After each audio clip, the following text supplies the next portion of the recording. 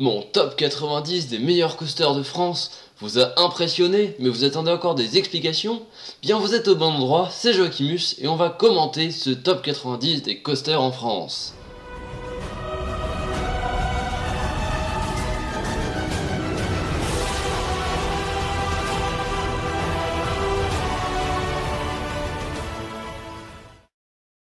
Alors tout d'abord, je voulais introduire mon nouveau concept de vidéo qui risque d'être gardé un certain bout de temps si ça vous plaît.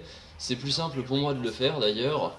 Qui consiste en fait à faire une première vidéo où je mets beaucoup de musique, des coasters géniaux et que je vous les présente très rapidement comme ça. Et une deuxième vidéo, celle que vous regardez en ce moment même, qui consiste en fait à commenter mon classement puisque souvent on a soit une vidéo sans commentaires, soit que des commentaires, donc je fais un petit peu l'entre-deux, je fais les deux, comme ça ça vous plaira certainement plus. Bon, fin de l'intro, on est parti enfin pour commenter ce top 90, plutôt un top 30 ici, puisque les 60 derniers ne seront pas montrés. Et en 30e position, on retrouve le bobsleigh du parc Astérix, très appréciable en famille, surtout quand il fait beau. Donc n'hésitez pas à y faire un tour si vous avez l'occasion de le faire. Juste devant lui, on retrouve l'Anaconda de Walligator. Alors je l'ai placé juste pour vous le présenter, puisque actuellement ce coaster est pourri, il secoue dans tous les sens, il prend pas de vitesse, c'est totalement une horreur. Cependant il va y avoir un retracking et il sera sûrement meilleur. En 28e position, vous pouvez voir le Nitro de Dennis Park. Ce coaster a l'air plutôt sympa, je ne le connaissais pas, donc ça me fait plaisir de le partager avec vous.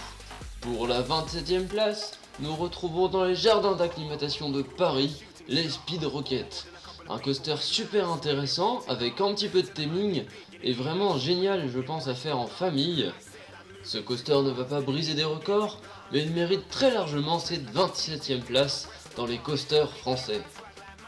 Ce coaster est en plus assez long, donc vous n'allez pas faire une heure de queue pour rien, au contraire du coaster du parc suivant, le RC Racer de Disneyland Paris, plutôt Walt Disney Studios, où il faut se l'avouer, on passe une grande partie de notre journée dans les files d'attente, ce qui vaut une énorme critique au parc. Bon, cependant, il déniche quelques coasters intéressants, notamment le RC Racer est le premier d'entre eux, pas le plus exceptionnel, mais toujours très sympa. Comment ça? Vous reprochez à ce coaster d'aller en avant en arrière? Eh bien le suivant fait exactement la même chose. La 25e position nous envoie au Parc des Combes avec un boomerang répondant au nom de Boomerang. Ce coaster va à la fois en avant et en arrière et il combine un layout assez intéressant mais pas trop impressionnant pour autant, le rendant une fois de plus accessible pour la famille. Vous voulez des sensations fortes? Eh bien attendez la 24e position avec un coaster quelque peu violent mais assez haut, le Apollo Coaster de Kingoland, un grand 8 très méconnu à un tel point que la seule vidéo qui tourne sur internet de celle-là est une vidéo où on voit le doigt du gars dépasser devant la caméra. Heureusement la magie du montage l'a fait disparaître. À la 23e position on retrouve un coaster très sympa cette fois, le coaster Formule 1 du Parc Saint-Paul. Il semble inspiré des Wild Mouse comme par exemple le Fleet Express de Nigloland, mais celui-ci a un layout beaucoup plus intéressant et beaucoup plus varié. Et à la 22e position, comme vous le voyez déjà depuis quelques secondes, on retrouve le Spatial Experience, un coaster indoor qui est vraiment génial par son theming. Bien que les décors paraissent ridicules dans la vidéo, croyez-moi quand on y est, on se croit vraiment dans l'espace. Ce coaster secoue pas mal et c'est vraiment ce que je lui reproche car autrement il serait vraiment excellent. Et enfin pour clore ce groupe de coasters qui a manqué le top 20, voici le Spiro Racing, un coaster extrêmement récent et tout aussi sympa. À la 20e position nous avons du Vekoma avec 3 inversions, un looping vertical suivi à la fin du ride de 2 corkscrews que vous voyez actuellement en vidéo. À la 19e position, nous retournons à Disneyland Paris pour 2 coasters. Tout d'abord Indiana Jones et le Temple du Péril, un grand 8 qui secoue un petit peu, mais qui en retour vous garantissent une immersion dans un temple maudit, ainsi qu'un petit looping bien senti. À la 18e place, Big Thunder Mountain, le voisin de Indiana Jones. Il offre un petit peu moins de sensations fortes, mais croyez-moi, si vous le faites en famille ou avec des amis, vous ne pourrez que vous éclater dans ce train de la mine aux décors extraordinaires. Notre petit Gaulois n'est pas en reste avec son nouveau coaster, le Pégase Express. Ce coaster se voulant familial ne l'est pas vraiment selon moi, je l'ai trouvé assez impressionnant. Pour tout vous dire, j'ai peut-être même plus apprécié que l'Alpina Blitz, mais bon, c'est mon opinion. Après tout, la partie en arrière n'a pas un intérêt génial, et bien qu'il soit rapide, ce coaster manque quelque peu d'airtime. La bataille entre Astérix et Mickey ne cesse pas, avec à la 16e position Crush Coaster, un spinning coaster dans lequel on est assis dans des tortues, avec un timing vraiment génial. Je ne l'ai pas encore raidé, mais tout le monde me dit qu'il est superbe. Un ride à ne pas manquer si vous allez à Walt Disney Studios. Si vous avez l'estomac bien accroché, vous aimerez peut-être le Timber Drop et sa pente à 113 degrés, ce qui constitue la descente la plus inclinée d'Europe. Si vous êtes assez curieux et que vous voulez expérimenter cela par vous-même, il vous faudra vous rendre dans l'est de la France, dans le parc Frépertuis-City. En 14e position, cette fois c'est du sérieux, voici le Twist du Pal, un spinning coaster extrêmement intense, pas si haut et assez court, mais croyez-moi, il décoiffe. Et c'est maintenant l'heure des boomerangs avec inversion. On commence par celui de Walibi Sud-Ouest, qui s'appelle encore une fois Boomerang, vraiment une originalité énorme. Ces coasters sont très répandus, ils sont construits par Vekoma et possèdent la plupart du temps un Cobra Roll suivi d'un Vertical Loop. Et le principe des boomerangs est bien entendu de faire le parcours tout d'abord en avant, mais ensuite en arrière. Vous découvrez en même temps que le boomerang de Walibi Sud-Ouest un autre boomerang qui est l'Equalizer de Walibi Rhône-Alpes.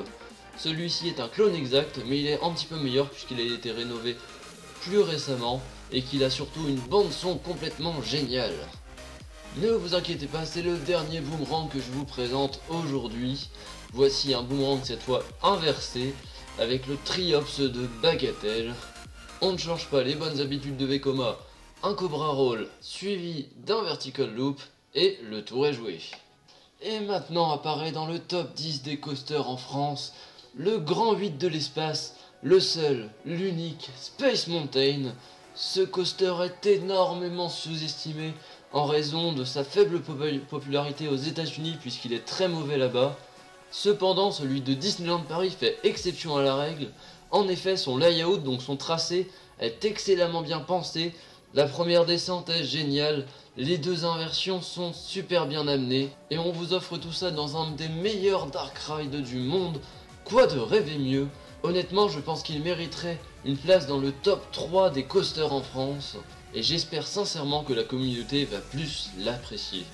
Juste devant lui, on retrouve le Goodurix, un coaster extrêmement apprécié cette fois par la population, notamment pour sa fluidité, son parcours extrêmement fluide, ses inversions toujours très fluides, ses virages qui ne secouent pas, et surtout ses transitions qui ne font absolument pas mal au dos. Dommage que cela ne soit plus le cas depuis 15 longues années. En 8ème position, un coaster quelque peu douteux, que je n'ai pas encore raidé donc je ne peux pas juger. Cependant, beaucoup de monde le voit dans les 5 meilleures attractions françaises, je ne pouvais ainsi donc pas l'exclure de mon top 10.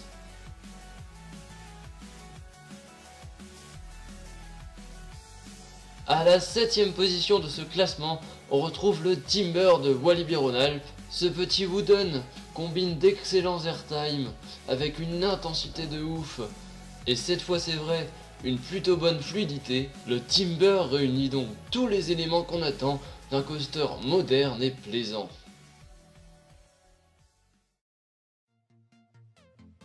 Comme vous le voyez, le Timber s'est cependant fait devancer par le Wood Express du Parc Saint-Paul, un coaster encore plus moderne.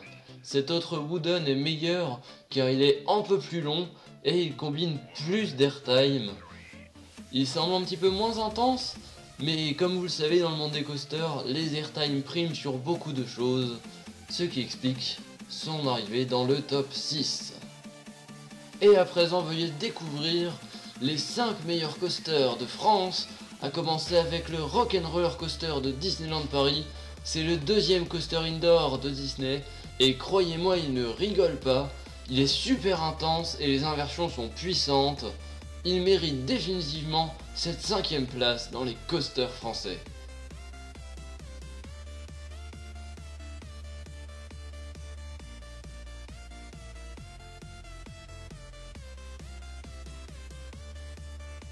Et en 4ème position, on retrouve Osiris du parc Astérix. J'ai trouvé ce ride un petit peu forceless, je m'attendais à un truc plus puissant, plus intense et globalement plus impressionnant, il faut le dire. Mais ce ride est tout de même génial, il garantit des inversions très bien senties et des bonnes accélérations si on se trouve vers le milieu du train, ce qui est assez étonnant pour un inverted. La première place vous garantira tout de même la meilleure vue pour observer les décors sublimes de Osiris. En desservant la médaille de bronze, j'ouvre également un énorme débat. Fallait-il une inversion dans Alpina Blitz? Eh bien sachez qu'un autre coaster de chez McRide s'appelle The Storm et est à Etnaland et il possède une inversion. Et pourtant c'est quasiment le même layout. Donc pour toutes les personnes qui me disent qu'il faut une inversion dans ce coaster, allez faire le Storm à Etnaland et dites-moi si le Alpina en a vraiment besoin pour être aussi haut dans ce classement. Bon, on revient à notre classement, puisque là on arrive à la médaille d'argent, le deuxième meilleur coaster de France. Et croyez-moi, le Tonnerre de Zeus est un coaster exceptionnel. Je préfère l'annoncer tout de suite, oubliez complètement la première place sur ce coaster. Les places les plus intéressantes se trouvent en réalité à l'arrière du train dans les derniers rangs. En effet, si vous êtes à l'avant du train, vous allez voir une grande descente, puis après des mauvaises transitions avec des jets latéraux et c'est tout ce qui se passe dans le restant du ride. Cependant, si vous montez au dernier rang, vous allez voir tout le potentiel de cette attraction, puisque vous allez ressentir énormément les airtime, et là il s'agit de très puissants airtime, surtout un énorme éjecteur airtime qui est vraiment époustouflant. J'ai oublié de le dire, mais c'est aussi le cas dans l'Alpina Blitz, n'hésitez pas à tester les dernières places. Ces deux coasters sont géniaux, même si le Tonnerre de Zeus a des airtime beaucoup plus impressionnants et violents. Je l'ai assez dit, le Tonnerre de Zeus est un coaster exceptionnel. Mais ne croyez-vous pas qu'il y a mieux en France? Eh bien si, il faut partir à Walligator pour le coaster qui écrase tous les autres en France. Voici The Monster. 40 mètres de haut, 92 km/h, 6 inversions, plus de 1200 mètres de parcours. Ce coaster brise tous les records français, c'est de loin le plus haut, le plus rapide, le plus puissant.